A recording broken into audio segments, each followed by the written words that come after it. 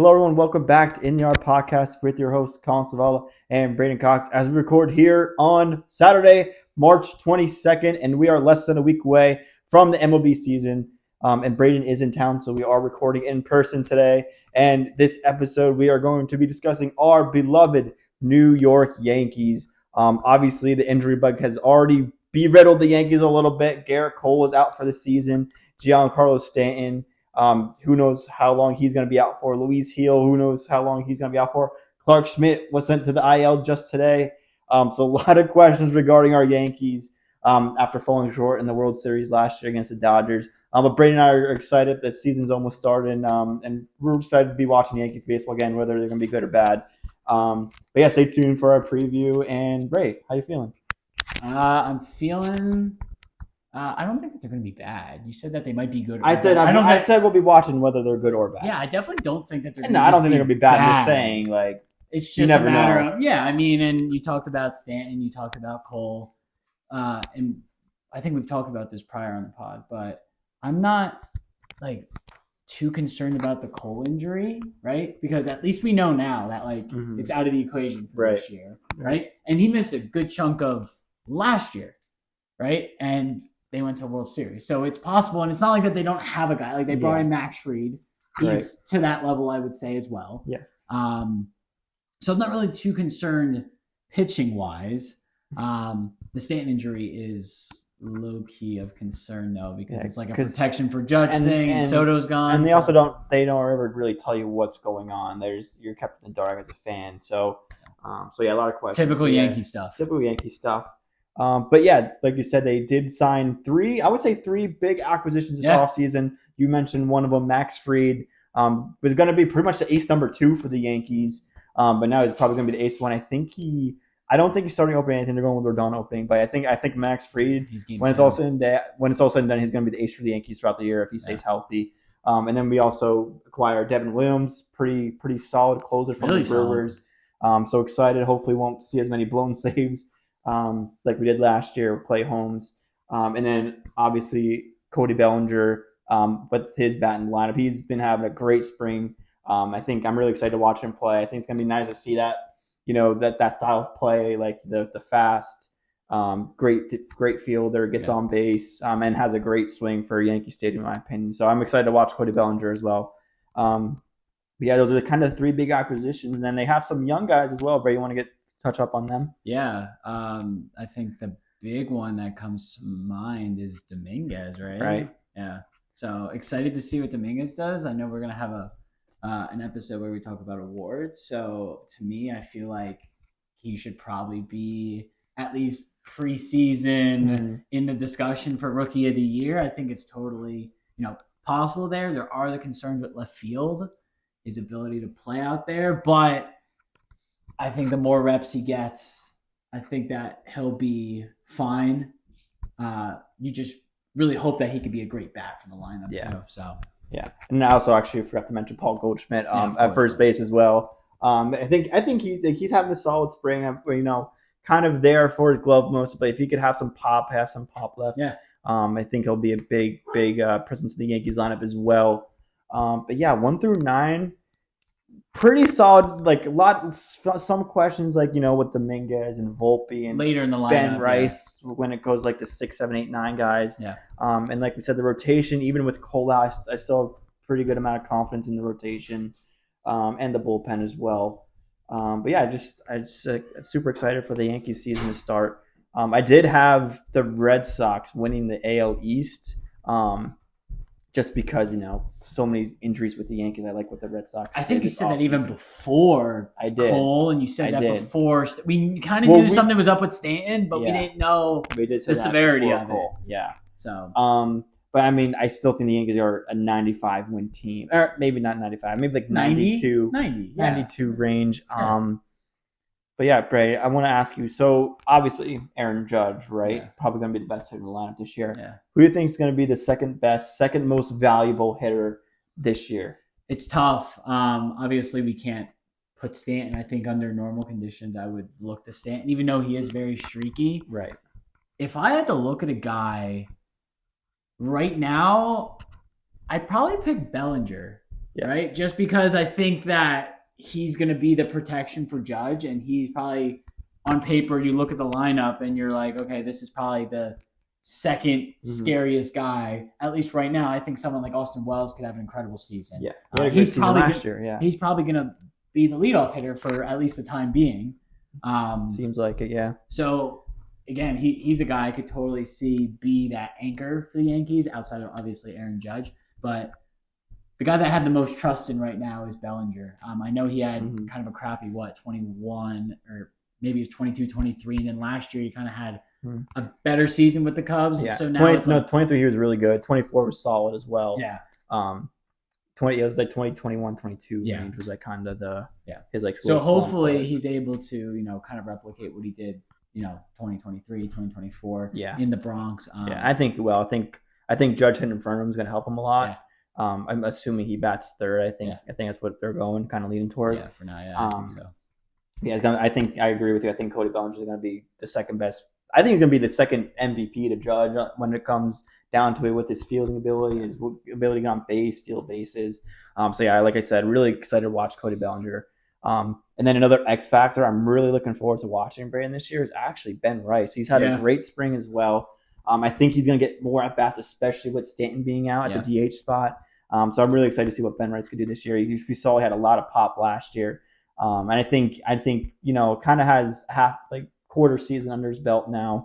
In the big. So I think he's going to adjust, and I'm expecting a big year from Ben Rice overall. Yeah, and he earned it this spring. Yeah, like he was very good this spring. I know we talked about other players in the Yankee lineup. I think Aaron Judge just hit his first home run of spring today. Yeah. But if we're talking about some other players like Ben Rice, for sure, I think has earned a spot, especially like you said with Stanton out. Probably a platoon situation with him and Goldie. Goldie's 37, 38 years old, so I doubt he's going to be playing every day. But if he's healthy, I visualize so long as Stanton's out, it's probably going to be Goldie's going to get the majority of the reps at first, and Ben Rice is going to be the one DHing, which I think I'm fine with at least right now. I mean, he's proved this spring that he can kind of be that guy. So we'll see. Yeah, we'll see what happens there. And then again, still a lot of questions regarding the third base position. We haven't really mentioned Volpe and Jazz in the middle yet, but they kind of solidified their spots. We kind of know who they are. Hoping of a little bit more of a breakout year from Volpe, just a little bit, like all his numbers a little bit higher, like batting average, OPS, and a little bit more home runs. Overall, like Volpe is who he is. Like if he just plays great defense like he always does, I think they'll be okay with that. Would like to see the numbers go up a little bit, but yeah, let's get back to the third base. That's kind of been the question of the off season. Yeah. They were expecting to maybe make a move for third base, whether it was Arenado or Ryan McMahon from the Rockies, but they didn't really go out and get one. They're rolling with. Seems like it's going to be a three-way race between LeMahieu, Cabrera, and Oswald Peraza. LeMahieu went down early in spring training, so he's kind of out of the picture right now. And looks like to me, Braeden, they're leaning Cabrera. How do you feel? Yeah, to me, I think that's the move. I know I talked about it in prior episodes, and I know I talked about it last year. I think he's a guy that should be in the lineup. If they don't get someone like Paul Goldschmidt this offseason, I think that there's a potential that he's playing first base if Ben Rice is in the minors or whatnot. Right. But I think he's been underutilized by the Yankees the past few years. He's had a couple, huge moments with the Yankees. I look back at the Cleveland series from 2023 or 2, the one where he hit the home run in Cleveland. I forget what year. I think that was 2022. Yeah, but he's had a couple moments, and I feel like at this point he's kind of I don't think anybody roots against him. I mean, he just, everyone wants to see him on the field. It's just because he's kind of that utility piece. He hasn't really found a home. Right. Like someone like Volpe is like for certain the shortstop. Yeah. Even, Paul Goldschmidt, we know is only going to be playing for first base or DHing this year. Right. Cabrera hasn't really found that because it seems like that he can play anywhere from left field to first base. So that's a good point. Yeah. I do want to see Peraza get some real true reps at third, though. Yeah. I wish they would keep Cabrera as kind of the utility guy. You could still get him at bats by keeping him as a utility infielder or utility outfielder, both. I do want to see Peraza get some consistent at bats, playing third base just to see what he can do. I think he was never really given a real chance in the majors. Hasn't really got that consistency that a big leaguer needs to be successful at that level.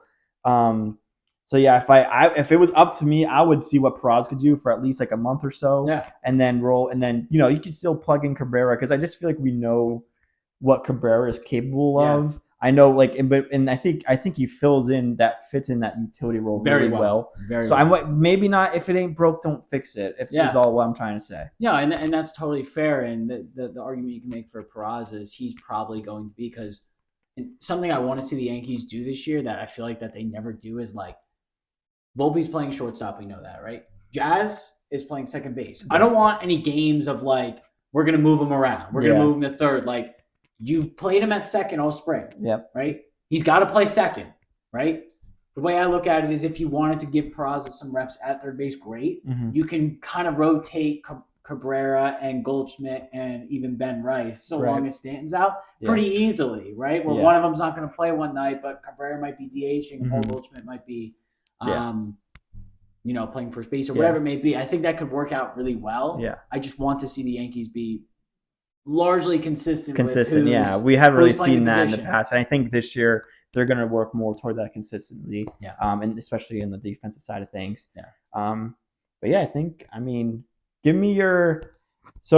give me who you would want the opening day lineup to be, assuming we saw the opening day start for the Brewers. Nestor's going game 2. I think it's Peralta. Yeah. So he's is he your righty or lefty? I'm not 100% sure, but I lean lefty for some reason. I feel like. Okay. But regardless, right? Ideal Yankee. Give me your ideal, not what you think they're going to go with, because I think they're going to go with and my ideal one are different. Yeah. So give me what you would want, like ideally. Yeah. If you were the manager. Yeah, I'd have to think about it for sure, but I would go Wells catching. Okay, so you do like Wells leading off. Yeah. Okay. Judge second, right field. Right. Bellinger center field third. And then as soon as you get after that, that's when it gets a little wishy-washy, right? Probably Goldschmidt, right? Yeah, I think you have to. I think you go Goldschmidt playing first base.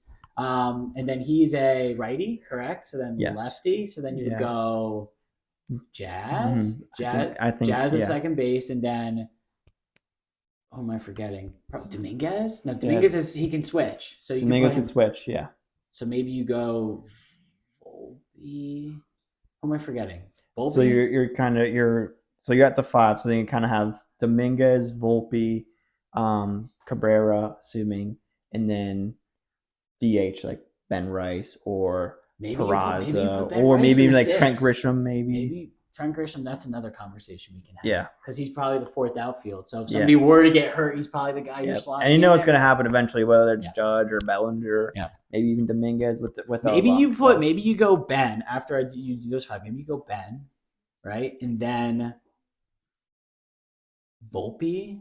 Okay, so you want Ben at 6. You might have to, bro. 7. I mean, he's played great this spring. Yeah.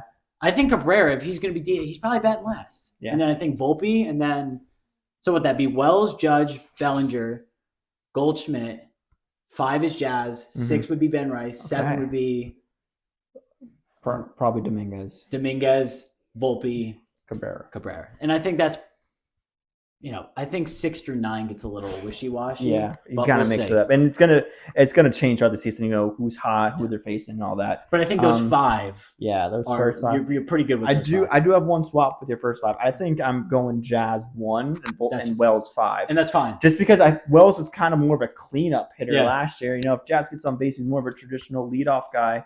Not that I love Jazz at the leadoff spot, but I feel like he's the most solidified traditional leadoff hitter in the Yankees lineup and on the roster. So I would flip Jazz and Wells. So I would have Jazz 1, and then I'd have the same 2, 3, 4.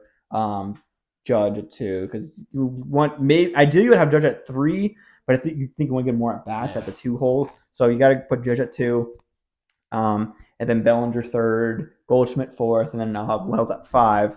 And then from there, I do like your Ben Rice at 6. I don't think that's going to happen, but I think that's I think based on play this spring, something a little more consistent. I think they're going to go Dominguez at 6. That's fine. And then 7, 8. So I'd go Rice at 7, DHing. Yeah. And then Volpe. See, I like Volpe in the 9 hole. In the 9 hole, kind of roll over to the top of the lineup, and then I'm going to have Peraza at third base, batting 8th. Just because like I said, I want to see what he could do, what he's capable if he gets like consistent at bats. So So yeah, it's kind of like my 1 through 9 if it was up to me, but I don't think that's what they're really gonna go with. But yeah. And like I said, I think that 1 through 5 ish, right, is going to be largely consistent, right? Right. You might have, like you said, Jazz or Wells kind of switching up, depending on who's going to lead off. But it's the Volpe, Dominguez, Cabrera, Peraza, like you said, that side of the lineup that I think is going to go through some changes as the season progresses, depending on who's hot. I mean, like, you know what I mean? If somebody's got a hot bat, you probably slide them up. Yep. That's just the way it's going to work. It's gonna be all mix and match until you get some consistency. And like, if someone gets hot, someone gets cold, it all depends. That's how baseball goes. But yeah. And then, we haven't really touched on the pitching all that much, but like I'm pretty confident in it. Yeah. Even with Cole out, I think Max Fried could step into that ace role. And then Clark Schmidt's down also, but I just trust. Even with all these injuries, I just trust their pitching overall. They always seem to figure it out. Yeah, they seem to figure it out. Like you said, Cole was out over half the season last year. The pitching kind of carried him in the first half of the season. Yeah. And helped them get all those wins to get that hot start. Yeah. But like I said, I trust Matt Blake. I trust their system, and I think their starting pitching and relief pitching are gonna be fine. I don't really have many concerns there, but they didn't really lose any pitchers. I mean, they got Tim Hill. Yeah, they still have Loiza's back. They still Luke Weaver has like a consistent role now. So they've largely retained. I mean, I think that the only person noteworthy name, I guess you could say, that's gone is Clay Holmes, and he's going to be opening day starter for the Mets, which is shocking, pretty shocking. Yeah, we'll see how that goes, but I see he's got a beard now, Clay Holmes. So yeah, I did see that. Rodon was rocking a pretty big, not big. Not huge, but like in terms of what we're used to seeing as Yankees fans, is definitely. I'm excited to see who like consistently rocks it throughout the season. That's gonna be interesting. We know Devin Williams. You talked about Rodon and whatnot, but who's gonna be like the guy that is like, whoa, I wasn't expecting him to just not shave for 3 months during the summer. So but yeah, should be exciting. Yeah. So just the rotation is gonna be Rodon 1. Yeah. Max Fried 2. Even though Max Fried we know is the ace. He's kind of ace, but that because in terms of like opening day. Yeah. And then who their third would be Stroman now? It might be Stroman. And then because it would have been Schmidt. Yeah. Right? And then it probably Will Warren now with all these injuries. And he's a rookie. Yeah. This is a rookie campaign for him. I think this would be his rookie year. Yeah. So he could be in the. I'm excited to watch him pitch as well. See what he's got. He's had a pretty solid spring. So not a great outing the other day. But I'm not gonna let one outing. Like he had 3 or 4 other good outings, so I'm not gonna let one outing be like, this guy's gonna be awful. But like again, we're just gonna have to see. I think probably the biggest like blessing in disguise that the Yanks ran into was there was conversation, basically like even before the World Series, like it was in the playoffs when they didn't play Stroman at all. Yeah. Right? And now it's kind of like, thank God that they retained him, or if they would have traded him, that they would have gotten another pitcher back, because Cole, Luis Gil, and now Clark Schmidt down. It's like, I don't think Clark's going to be down for that long. It doesn't seem like it's too serious, but Luis Gil is probably not going to be a conversation piece until the summer. Yep. Right? Yeah, and we know Cole's out for the year. Hopefully this summer, maybe even longer, it seems. So, we'll see. Yeah, Braeden and I are excited that Yankees baseball is going to be back officially on Thursday, so I think we'll be excited to watch the season, and we'll be giving you weekly episodes, whether it's because the Yankees are doing great, whether because the Yankees are doing bad, and everything in between. Could be big trades, and everything in between. So stay tuned for all those episodes on In the Yard. But I think we're all set. That's it. The only other thing that I'll add is I was talking about the pitchers and how they mostly retained everyone. Another person they didn't retain is Nestor Cortez, and it's going to be on that Saturday, the second game of the year. We're going to get Fried versus Nestor in the stadium, which to me is must watch. Yeah, right. That's going to be fun stuff. As a Yankee fan, Nestor is very, very good at Yankee Stadium, as we know as Yankees fans. So that will be fun to watch. So cool. Yeah, stay tuned. Thanks everyone for listening, and stay tuned for more episodes. And we'll see you next time. See you guys.